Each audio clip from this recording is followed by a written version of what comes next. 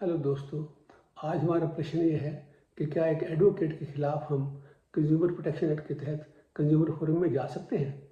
इसके जवाब से पहले हमें समझना होगा कि कंज्यूमर प्रोटेक्शन एक्ट है क्या और उसका उद्देश्य क्या है। तो भाई, कंज्यूमर प्रोटेक्शन एक्ट 1986 में कंज्यूमर्स की प्रोटेक्शन के लिए, कंज्यूमर मतलब जो उपभोक्ता हैं, जो सामान खरीदते हैं या जो सेवाएं लेते हैं, उनको ट्रेडर्स की अनैतिक तथा गलत गलत प्रचार के हिसाब से या गलत तरीके के हिसाब से जो उसने ट्रेडर ने कंज्यूमर को ठगा है या उपभोक्ता का नुकसान किया है, उस नुकसान के बारे में कंज्यूमर प्रोटेक्शन एक्ट में हम कंज्यूमर फोरम में जा सकते हैं उसके खिलाफ। और इसके खिलाफ हम कंपेंसेशन लेने के लिए वैसे तो कोर्ट में भी जा सकते हैं, लेकिन कोर्ट का लंबा प्रोसीजर है।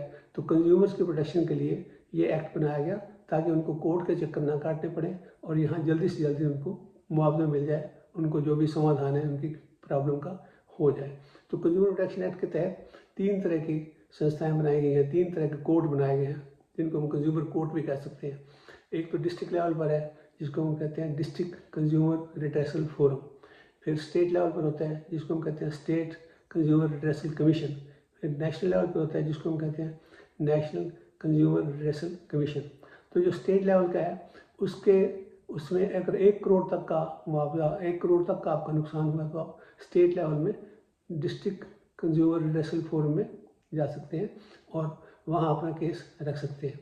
इसके खिलाफ अगर आपको तसल्ली नहीं है तो इसके खिलाफ हम अपील में जा सकते हैं स्टेट लेवल पे, और उसके खिलाफ फिर अपील में जा सकते हैं नेशनल लेवल पर।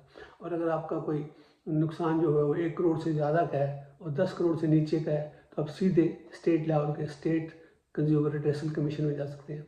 और अगर 10 करोड़ से भी ऊपर का हुआ है तो आप सीधे नेशनल लेवल पर नेशनल रिड्रेसल कमीशन में जा सकते हैं। तो ये तो है इसका बनावट। और मेन चीज़ क्या है, कंज्यूमर्स को जो ट्रेडर्स की बेईमानी या बिजनेसमैन की बेईमानी या अनैतिक व्यवहार से उसको नुकसान होता है, उस नुकसान की भरपाई के लिए कंज्यूमर प्रोटेक्शन एक्ट के तहत हम कंज्यूमर फोरम में जा सकते हैं, जहां ना कोई फी, ना कोई स्टैम्प फी है, ना कोई और खर्चा है। सीधा जाके कंप्लेंट लगानी है और वो जो कंज्यूमर फोरम है वो दूसरी पार्टी को बुलाएगी, दोनों को सुन के अपना फैसला दे देगी और कंज्यूमर को इससे निजात मिलाएगी। कंज्यूमर का फैसला भी जल्दी से हो जाएगा, उसको कोर्ट के चक्कर भी नहीं काटने पड़ेंगे। उसको जो कोर्ट के अंदर मुकदमे कई कई साल लग जाते हैं, इतना इंतज़ार भी नहीं करना पड़ेगा। यहाँ तो बस जल्दी से जाओ, अपनी कंप्लेंट लिखाओ और कंप्लेंट के बाद में उसका जो भी मुआवजा वगैरह आपको मिलना है, दोनों पार्टीज़ को सुन के वो मुआवजा जल्दी से दिला दिया जाएगा और उस पार्टी को भी फाइन वगैरह अगर करना है तो कर लिया जाएगा। तो जो ट्रेडर की अनैतिक तथा वो बेईमानी वाले व्यवहार हैं उनके खिलाफ कंज्यूमर को इस तरह से प्रोटेक्शन मिला है। आपने देखा होगा जहाँ आम तौर पर कंज्यूमर के साथ होता रहता है बेईमाना, कभी वेट कम निकलेगा, कभी ऐड के हिसाब से जो सामान बेचा जा रहा था वो ऐड के हिसाब से नहीं है। जो उसकी वो दी थी ऐड के अंदर तो कुछ बताया गया था, सामान निकला कुछ और। कई बार तोल में कमी निकलती है, कई बार उसमें जो उसकी बनावट है उसकी वो बनावट में कमी निकलती है। तो कोई ना कोई इसमें अगर कोई नुकसान वाली चीज़ है जिससे कंज्यूमर को नुकसान हुआ है, उपभोक्ता को नुकसान हुआ है, तो उसको कंज्यूमर प्रोटेक्शन एक्ट के तहत कंज्यूमर फोरम में जाके उसका निजात मिल सकती है, उसको उसका मुआवजा मिल सकता है। अब प्रश्न ये था कि एडवोकेट के खिलाफ हम जा सकते हैं कि नहीं जा सकते। एडवोकेट भी तो सेवा करता है, क्योंकि जब हम कहते हैं कि कंज्यूमर प्रोटेक्शन एक्ट के तहत जो माल खरीदना है या जो सर्विसेज ली है, उन सर्विसेज के खिलाफ अगर services up to the mark नहीं मिली तो भी हम कंज्यूमर प्रोटेक्शन में जा सकते हैं। जैसे कि बिजली की सेवा है या बैंकिंग की सेवा है या इंश्योरेंस है या और इस तरह के और हैं कई तरीके की सेवाएं जो खरीदी जा सकती हैं, जिनके लिए हमें पे करना पड़ता है। उन सेवाओं में अगर कमी मिलती है तो भी तो हमको कंज्यूमर प्रोटेक्शन एक्ट के तहत कंज्यूमर फोरम में जा सकते हैं। अब एडवोकेट ने जो फीस ली है और हमारा केस ढंग से नहीं किया, वहाँ उसकी डेफिशिएंसी ऑफ सर्विस है या उसने नेग्लिजेंटली केस को हैंडल किया है, उससे हमारा नुकसान हो गया, हम केस हार गए, तो क्या हम एडवोकेट के खिलाफ जा सकते हैं कि कंज्यूमर फोरम में जा सकते हैं, नहीं जा सकते। एडवोकेट के खिलाफ कोर्ट में तो हम जा ही सकते हैं। अगर एडवोकेट की नेग्लिजेंस से हमारा कोई नुकसान हुआ है तो हम उसकी भरपाई के लिए कोर्ट में जा सकते हैं और उससे कोर्ट के अंदर खैर वही लंबी बात हो जाएगी, फिर वहाँ मुकदमा चलता रहेगा और पता नहीं कब फैसला होगा। इसलिए अगर हम जल्दी लेना चाहें तो क्या हम कचहरी इसमें कंज्यूमर फोरम में जा सकते हैं कि नहीं जा सकते। आज का प्रश्न ये है। ये 14 मई 2024 को एक केस डिसाइड हुआ है bar of Indian lawyers versus DK Gandhi का, जिसमें सुप्रीम कोर्ट ने इसी बात को देखा है। इसी बात उसके सामने यही बात थी कि एडवोकेट के खिलाफ हम कंज्यूमर फोरम में जा सकते हैं कि नहीं जा सकते।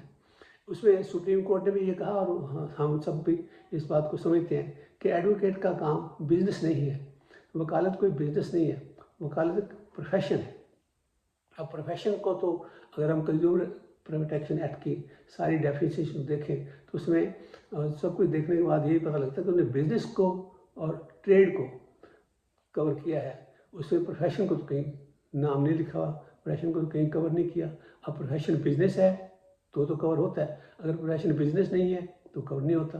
प्रोफेशन बिजनेस नहीं है क्योंकि प्रोफेशन एक स्पेशलाइज्ड तरीके की विद्या है। जैसे मेडिकल है, आदमी मेहनत करता है और उसमें स्पेशलाइजेशन लेता है, तब जाके वो कहीं पेशेंट्स को ट्रीट करने के काबिल बनता है। इस तरह से एडवोकेट का भी प्रोफेशन जो है वो स्पेशलाइज्ड है। मेहनत करके उन्हें सारे कानून पढ़ के एक अपने आप को इस काबिल बनाया कि वो जाके कोर्ट के सामने पेश हो सके और क्लाइंट की बात को रख सके। और इस प्रोफेशन में जो एडवोकेट है उसका केवल जो क्लाइंट है उसकी तरफ जिम्मेवारी नहीं है, उसकी जिम्मेवारी कोर्ट की तरफ भी है। वो कोर्ट के प्रति भी उतना रिस्पॉन्सिबल है क्योंकि उसने कानून का भी ध्यान रखना है, कोर्ट का भी ध्यान रखना है और उसने जो सोसाइटी है उसका भी ध्यान रखना है। तो उसकी जिम्मेवारी कई तरफ है, कोर्ट की तरफ है उसकी जिम्मेवारी, क्लाइंट की तरफ उसकी जिम्मेवारी है, सोसाइटी की तरफ उसकी जिम्मेवारी है, अपने ओपोनेंट की तरफ भी उसकी जिम्मेवारी है। क्योंकि कानून को तोड़ मरोड़ कर नहीं बात कर सकता, उसने कानून की बात करनी है और कानून की रक्षा करनी है, ये उसकी ड्यूटी लगाई गई है। नंबर 2, उसको एडवोकेट्स एक्ट 1961 और बार काउंसिल रूल्स जो हैं ये उसके ऊपर गवर्न करते हैं। तो अगर उसकी कोई भी कमी है या उसको कोई इरिस्पॉन्सिबिलिटी है या उसके खिलाफ कोई शिकायत है, आप एडवोकेट एक्ट के तहत उसकी शिकायत कर सकते हैं या बार काउंसिल में शिकायत कर सकते हैं, तो उसको तो इससे रेमेडी मिल जाएगी। तो कंज्यूमर प्रोटेक्शन एक्ट में उसकी रेमेडी है या नहीं है, यही सवाल आज हमारे लिए मुख्य है। तो अब अगर ये प्रोफेशन है तो प्रोफेशन को तो कहीं कवर नहीं कर रखा। और दूसरी ये है कि उसके अंदर सेवाएं, क्योंकि उन्हें सेवाओं का भी क्या रखेगा। अगर सर्विसेज के अंदर कोई कमी है पाई गई, जो सेवाएं के अंदर कोई कमी पाई गई है, तो सेवा प्रदाता मतलब सर्विस प्रोवाइडर, सेवा प्रदाता के खिलाफ हम केस कोर्ट में, कंज्यूमर कोर्ट में जा सकते हैं। अब सेवा प्रदाता ये है या नहीं है, सेवा प्रदाता की डेफिनेशन में ये आता है कि नहीं आता। सेवा प्रदाता मेनली बिजनेसमैन या ट्रेडर्स को माना गया है।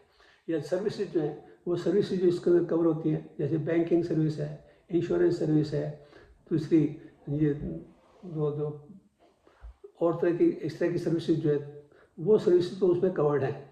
लेकिन ये जो प्रोफेशनल सर्विस है, जैसे एडवोकेट की है, डॉक्टर की है या चार्टर्ड अकाउंटेंट की है, ये प्रोफेशनल सर्विस का तो कहीं जिक्र है नहीं। फिर सर्विसेज के अंदर भी दो तरह की सर्विसेज कवर्ड नहीं है, जैसे जो निजी सर्विस है या जो निःशुल्क सर्विस है। अगर निःशुल्क सेवा है उसके लिए कोई प्रॉब्लम नहीं है, कंज्यूमर प्रोटेक्शन एक्ट के तहत कोई रेमेडी नहीं, क्योंकि आपने जब पैसे नहीं दिए, कोई खर्चे नहीं किया, तो फिर आप काहे क्या कंपनसेशन मांग रहे हो। या फिर जो निजी सेवा है, निजी सेवा जैसे आपने कोई अपना पर्सनल सर्वेंट रख लिया या आप कोई डायरेक्ट ही किसी से कनेक्शन, आपके अधीन ही सारे काम हैं, उसके ऊपर इंडिपेंडेंट कुछ भी नहीं है, सारा काम वो आपके हिसाब से कर रहा है, तो फिर उसके लिए आप काहे का कंपनसेशन। उसको तो आप नौकरी से निकाल सकते हो या डांट भी सकते हो, उसमें कोई कंपनसेशन नहीं है। तो अब ये देखा जाए कि जो एडवोकेट की सर्विस है वो कौन सी सर्विस है, निजी सर्विस है या वो वाली सर्विस है जो प्रोवाइडर, जो बिजनेसमैन प्रोवाइड करते हैं। तो बिजनेसमैन वाली सर्विस तो है नहीं, ये प्रोफेशनल सर्विस है। और प्रोफेशनल सर्विस में ये निजी सेवा में आप निःशुल्क भी नहीं है क्योंकि फीस दे रखी है, तो निजी सेवा में आता है कि नहीं आता। अब निजी सेवा क्या होती है, जैसे कोर्ट में वकील जो है वो क्लाइंट के केस को प्रेजेंट करता है, क्लाइंट की तरफ से कोर्ट में वो बोलता है, मतलब उसका एजेंट के रूप में काम करता है। वो खुद बैठ के जो एजेंट, वैसे तो क्लाइंट जो है खुद भी कोर्ट में जा सकता है, लेकिन क्योंकि क्लाइंट इतनी काबिल नहीं है इसलिए उसकी मदद लेता है वकील की। तो वकील क्लाइंट के बेस पर क्लाइंट की तरफ से कोर्ट में बात करता है, तो वो उसका एजेंट हो गया। जब उसका एजेंट के रूप में काम करता है तो वो कोई भी ऐसी बात अपनी तरफ से नहीं कर सकता।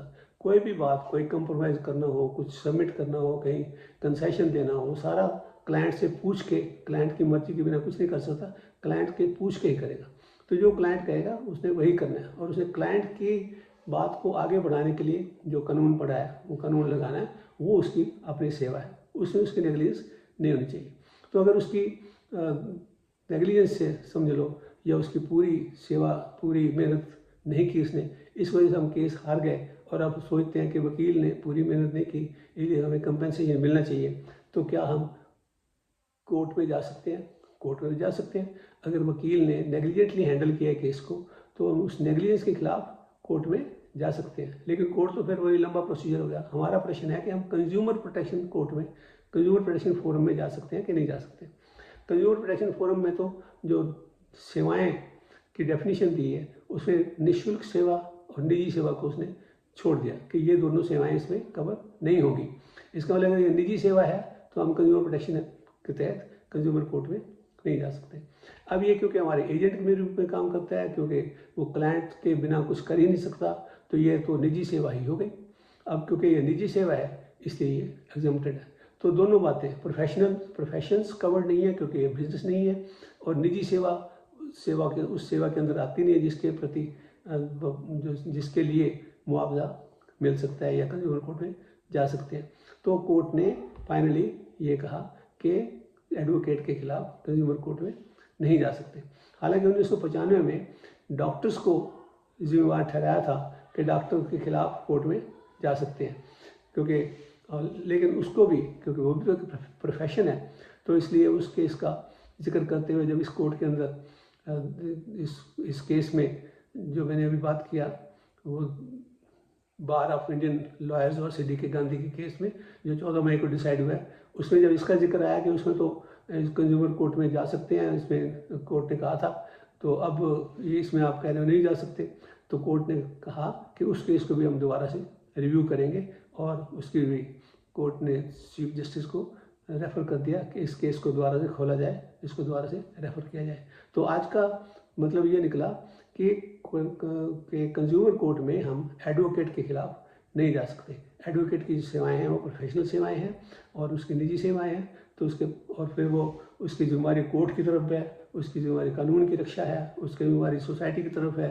तो इस तरह से वो बिजनेसमैन नहीं है, ना वो ट्रेडर है, तो उसके खिलाफ हम कोर्ट में, कंज्यूमर कोर्ट में नहीं जा सकते, क्योंकि उसकी सेवा कोई बिजनेस की सेवा नहीं है, या ट्रेड वाली सेवा नहीं है। धन्यवाद। अगर आपको कोई प्रश्न पूछना हो तो आप इसमें कमेंट करके या कमेंट में प्रश्न पूछ सकते हैं, तो उस प्रश्न का फिर से दोबारा जवाब दिया जाएगा। धन्यवाद।